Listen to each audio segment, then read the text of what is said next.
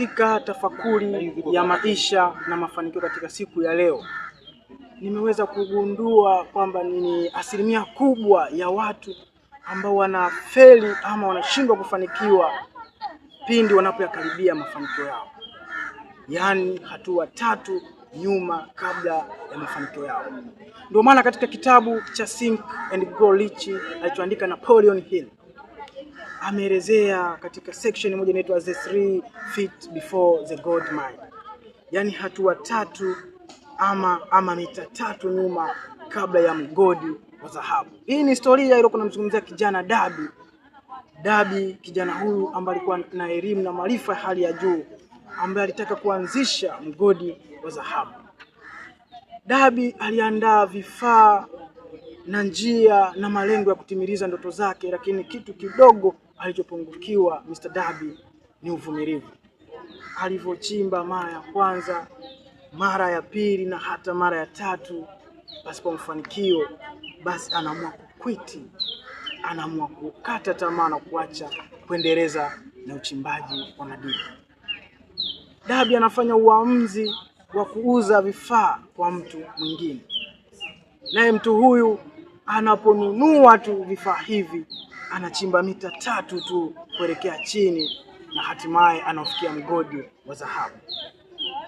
Hii ni tafakuri fupi ya maisha kwamba watu wengi wanafeli ama wanakata tamaa pale wanapoyakaribia mafanikio yao.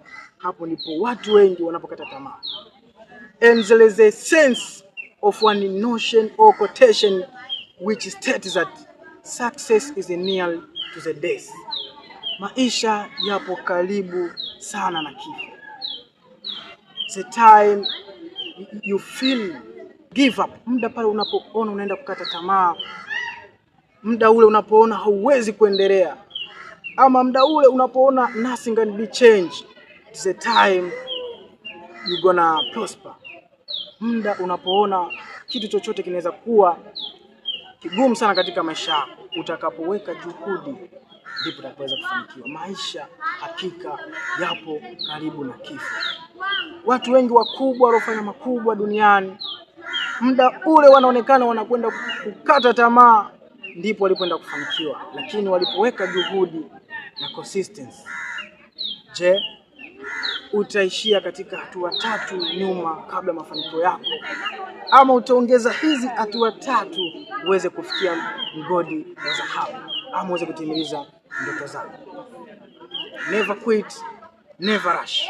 You have an idea and you want to show the way, and you have to realize ni nini ambacho Mwenyezi Mungu amekujalia. Acha kuishi maisha ya hatua tatu nyuma kabla ya mafanikio yako. Ni watu wengi wamezitumia hatua tatu zako ulizowahi kuziacha na wamebadilisha na kufanikiwa katika maisha. Je, utakwenda kubadilisha mtazamo na fikra zako ili uweze kufanikiwa? Thank you. May God bless you. I love you.